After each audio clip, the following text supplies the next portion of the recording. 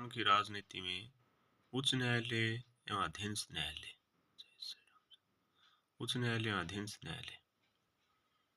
सबसे पहले उच्च न्यायालय। उच्च न्यायालय हाई कोर्ट जो राज्य की न्यायिक व्यवस्था में उच्च न्यायालय की स्थिति शीर्ष पर होती है। भारत के संविधान में प्रत्येक राज्य के लिए उच्च न्यायालय की स्थापना की व्यवस्था की गई है। संविधान के भाग 6 के अध्याय 5 में अनुच्छेद 214 से 231 तक उच्च न्यायालयों के गठन, न्यायिक क्षेत्र, शक्तियों के बारे में बताया गया है। उच्च न्यायालय की स्थापना अनुच्छेद 214 के अनुसार प्रत्येक राज्य के लिए एक उच्च न्यायालय होगा, लेकिन अनुच्छेद 231 के तहत संसदीय विधि द्वारा दो या दो से अधिक राज्यों के लिए या दो से अधिक राज्यों व संघ शासित प्रदेशों के लिए एक ही उच्च न्यायालय की स्थापना कर सकती है। राज्यों में उच्च न्यायालयों की स्थापना और उससे संबंधित व्यवस्था में परिवर्तन का अधिकार संसद को है।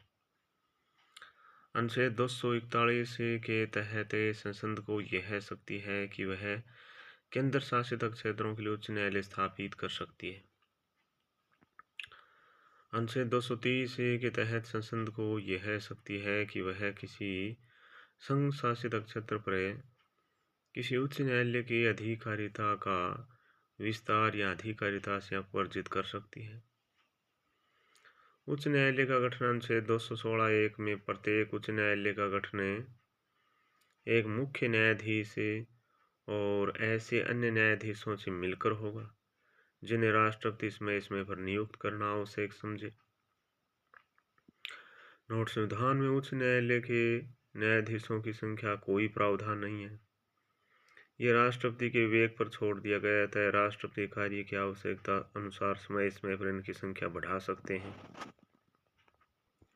न्यायाधीशों की नियुक्ति और पद की शर्तें अनुच्छेद 217(1) के अनुसार उच्च न्यायालय के प्रत्येक न्यायाधीश की नियुक्ति राष्ट्रपति अपने हस्ताक्षर और मुद्रा सहित अधिपत्र द्वारा की जाती है। उच्च न्यायालय के मुख्य न्यायाधीश की नियुक्ति राष्ट्रपति द्वारा भारत के मुख्य न्यायाधीश तथा उस राज्य के राज्यपाल से परामर्श के बाद की जाती है। अन्य न्यायाधीशों की नियुक्ति जो राष्ट्रपति द्वारा सर्वोच्च न्यायालय के मुख्य न्यायाधीश, उस राज्य के राज्यपाल और उस राज्य के उच्च न्यायालय मुख्य न्यायाधीश से परामर्श के बाद की जाएगी। अनुच्छेद 217(2) के अनुसार उच्च न्यायालय के न्यायाधीश नियुक्त होने के लिए तभी अर्हित होगा जब वह भारत का नागरिक हो और भारत के राज्य क्षेत्र में कम से कम 10 वर्ष तक न्यायिक पद धारण कर चुका हो या किसी उच्च न्यायालय का या ऐसे दो या दो से अधिक न्यायालयों में लगातार कम से कम 10 वर्ष तक अधिवक्ता रहा हो। अनुच्छेद 217(3) के अनुसार यदि किसी उच्च न्यायालय के किसी न्यायाधीश की आयु के बारे में कोई प्रश्न उठता है तो उस प्रश्न का निर्णय भारत के मुख्य न्यायाधीश से परामर्श करने के पश्चात राष्ट्रपति द्वारा किया जाएगा और राष्ट्रपति का निर्णय अंतिम होगा। न्यायाधीशों की शपथ या प्रतिज्ञा ने अनुच्छेद 219 के अनुसार जिस व्यक्ति को उच्च न्यायालय का न्यायाधीश नियुक्त किया गया है वह पद ग्रहण से पहले उस राज्य के राज्यपाल या राज्यपाल द्वारा इस निमित्त नियुक्त किसी व्यक्ति के समक्ष तीसरी अनुसूची में दिए गए प्रारूप के अनुसार शपथ लेगा या प्रतिज्ञान करेगा। वेतन व भत्ते यानी कि अनुच्छेद 221(1) के अनुसार संसदीय विधि द्वारा उच्च न्यायालय के न्यायाधीशों के वेतन भत्ते समय पर निर्धारित करती है। ठीक है। अनुच्छेद 221(2) नियुक्ति के पश्चात न्यायाधीशों के वेतन भत्तों में कटौती नहीं की जा सकती है। अनुच्छेद 222(2) के नियुक्ति के पश्चात न्यायाधीशों के वेतन भत्तों में कटौती नहीं की जा सकती है। नोट: उच्च न्यायालय के न्यायाधीशों को वेतन व भत्ते राज्य की संचित निधि से मिलते हैं, लेकिन पेंशन भारत की संचित निधि से मिलती है।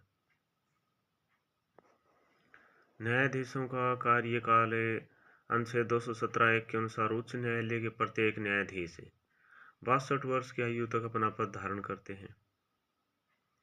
अनुच्छेद 217(1) के अनुसार कोई न्यायाधीश कार्यकाल अनुच्छेद 217(1) के अनुसार कोई न्यायाधीश कार्यकाल की समाप्ति से पहले भी राष्ट्रपति को त्याग पत्र देकर पद छोड़ सकता है। न्यायाधीशों को हटाना। संविधान में न्यायाधीशों के हटाने के लिए रिमूव्ड शब्द काम में लिया गया है, जिसका अर्थ है पद से हटाना, जबकि राष्ट्रपति के लिए इम्पीचमेंट शब्द काम में लिया गया है, जिसका अर्थ है महाभियोग। अनुच्छेद 217 ख के अनुसार उच्च न्यायालयों के न्यायाधीशों को अनुच्छेद 124 4 उल्लेखित आधारों और प्रक्रिया के अनुसार उनके पद से हटाया जाता है। जिस प्रकार उच्चतम न्यायालय के न्यायाधीशों को उनके पद से राष्ट्रपति द्वारा हटाया जाता है, उच्च न्यायालय के किसी न्यायाधीश को 2 आधारों पर पद से हटाया जा सकता है: साबित कदाचार और असमर्थता के आधार पर। न्यायाधीशों का स्थानांतरण। अनुच्छेद 222 के अनुसार राष्ट्रपति भारत के मुख्य न्यायाधीश से परामर्श करने के पश्चात एक उच्च न्यायालय से दूसरे उच्च न्यायालय में किसी न्यायाधीश का स्थानांतरण कर सकता है। कार्यकारी मुख्य न्यायाधीश की नियुक्ति। अनुच्छेद 223 के अनुसार राष्ट्रपति उच्च न्यायालय के न्यायाधीश को उसी उच्च न्यायालय में निम्न परिस्थितियों में कार्यकारी मुख्य न्यायाधीश नियुक्त कर सकता है: मुख्य न्यायाधीश का पद रिक्त होने पर, मुख्य न्यायाधीश के अस्थायी रूप से अनुपस्थित होने पर, मुख्य न्यायाधीश अपने कार्य निर्वहन में असमर्थ होने पर। अपर और कार्यकारी न्यायाधीश की नियुक्ति। अनुच्छेद 224 1 के तहत राष्ट्रपति निम्न परिस्थितियों में उच्च न्यायालय में अपर न्यायाधीशों को अस्थायी रूप से नियुक्त कर सकता है: किसी उच्च न्यायालय में अस्थायी रूप से कार्य बढ़ने पर, बहुत ज़्यादा कार्य बकाया होने पर। कार्यकारी न्यायाधीश निम्न परिस्थितियों में मुख्य न्यायाधीश के अलावा अनुच्छेद 224 2 के अनुसार मुख्य न्यायाधीश के अलावा जब उच्च न्यायालय का कोई अन्य न्यायाधीश अनुपस्थित या अन्य कारणों से अपने पद के कर्तव्यों का पालन करने में असमर्थ हो, या किसी न्यायाधीश को अस्थायी तौर पर संबंधित उच्च न्यायालय का मुख्य न्यायाधीश नियुक्त होने पर। सेवानिवृत्त न्यायाधीश की नियुक्ति। अनुच्छेद 224 के अनुसार उच्च न्यायालय का मुख्य न्यायाधीश किसी भी समय राष्ट्रपति की पूर्व सहमति से ऐसे व्यक्ति से जो उस उच्च न्यायालय या किसी उच्च न्यायालयों में न्यायाधीश का पद धारण कर चुका है, उच्च न्यायालय के न्यायाधीश के रूप में बैठने और कार्य करने का अनुरोध कर सकता है। फिर न्यायाधीशों पर निर्बंधन।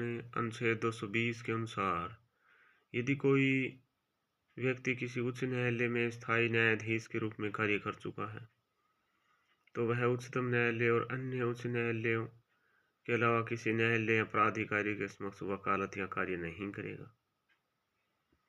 उच्च न्यायालय का क्षेत्राधिकार और शक्तियाँ। मूल क्षेत्राधिकार, रिट क्षेत्राधिकार, अपीलीय क्षेत्राधिकार, पर्यवेक्षी संबंधी क्षेत्राधिकार, अभिलेख न्यायालय की शक्तियाँ, न्यायिक पुनरावलोकन की शक्तियाँ, अधीनस्थ न्यायालयों पर नियंत्रण की शक्तियाँ। मूल या प्रारंभिक क्षेत्राधिकार। इसके तहत उच्च न्यायालय विवादों की सीधे सुनवाई करता है, न कि अपील के जरिए। यह निम्नलिखित विवादों में मामलों में विस्तारित है: अधिकारिता का मामला, न्यायालय की अवमानना, संसद सदस्यों, राज्य विधानमंडल सदस्यों के निर्वाचन संबंधी विवाद, मूल अधिकारों का प्रवर्तन, राजस्व मामले। अधीनस्थ न्यायालयों में यदि विधि का सारवान प्रश्न नहीं है तो उसकी व्याख्या उच्च न्यायालय करता है। रिट क्षेत्राधिकार।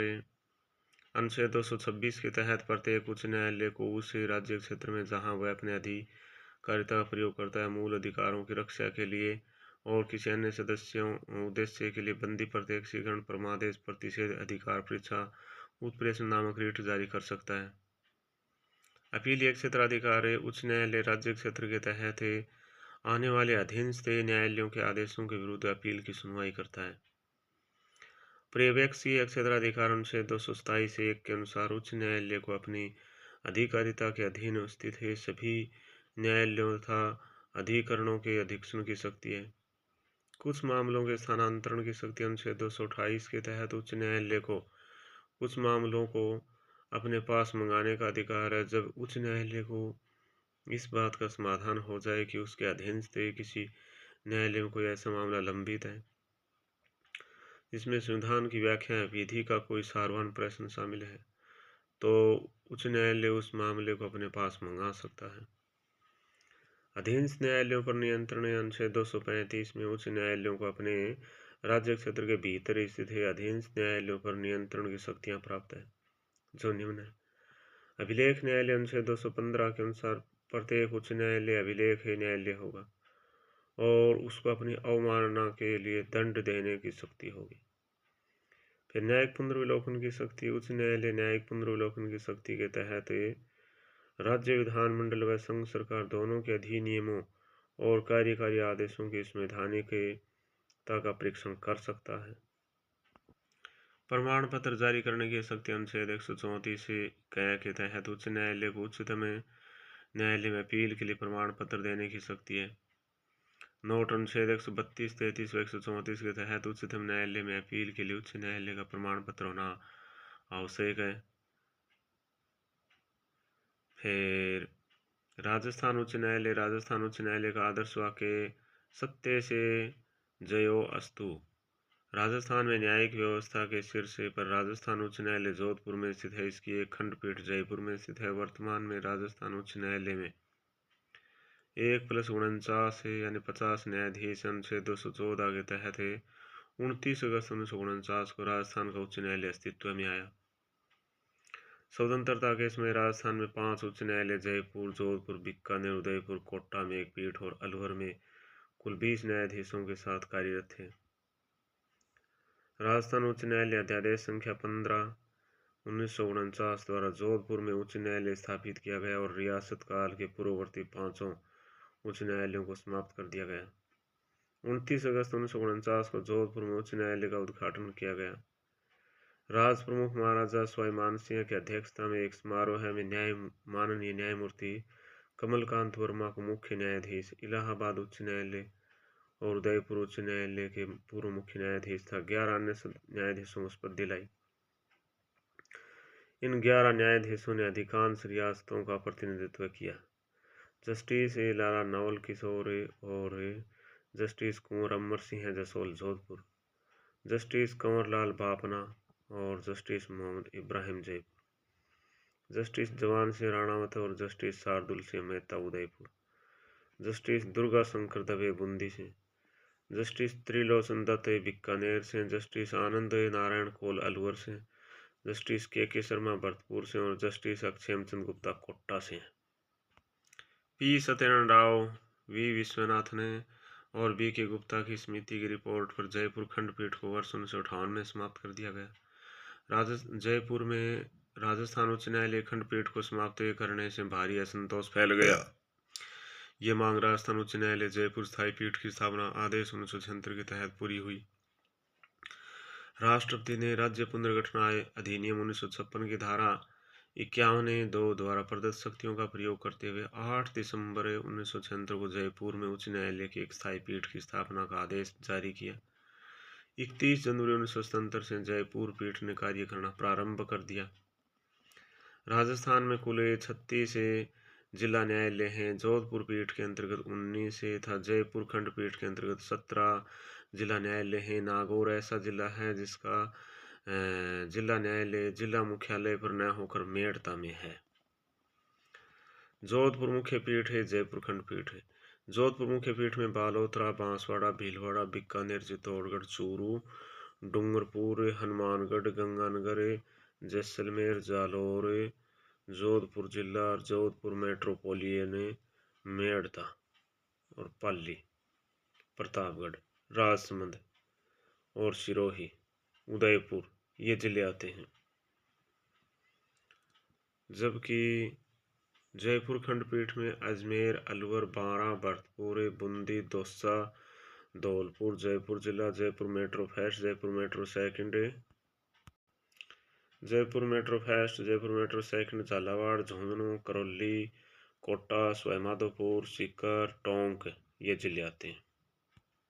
राजस्थान हाईकोर्ट के न्यायाधीश और उनका कार्यकाल पहला है न्यायाधीश के वर्मा 1949-50 में दूसरा कैलाश नाथ वांचू 51 से 58 में, सरजू प्रसाद 59 61 में, JS राणावत 61 63 में, DS दवे 63 68 में,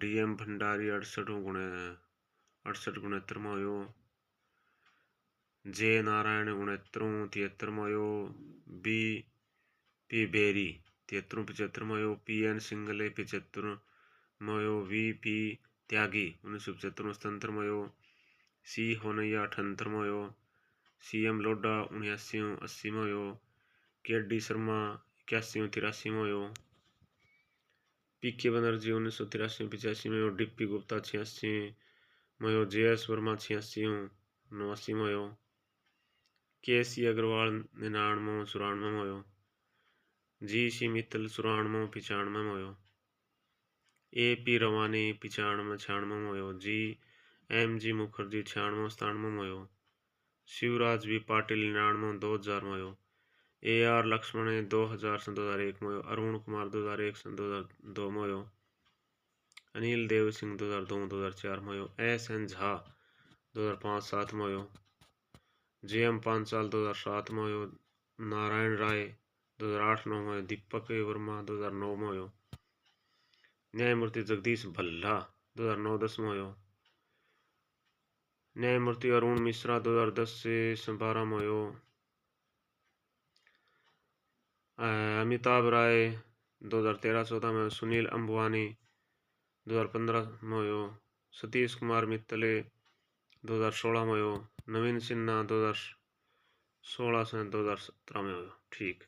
प्रदीप नंदरा जोगा 2017-2019 में, श्रीपति रविंद्र भट्टे 2019 में, इंद्रजीत महांती 1921 में, अकील कुरैशी 21-22 में, SS सिंधे 22 में, पंकज मित्तल 22-23 में, ऑगस्टिन जॉर्ज मसीह 23 में, मनिंद्र मोहन श्रीवास्तव 2024 से लगातार हो। संविधान लागू होने के बाद कैलाश नाथ वांचू राजस्थान उच्च न्यायालय पहले न्यायाधीश बने, जो मुख्य न्यायाधीश के पद पर सर्वाधिक लंबी अवधि तक रहे। सतीश कुमार मित्तल न्यूनतम कार्यकाल वाले मुख्य न्यायाधीश हैं।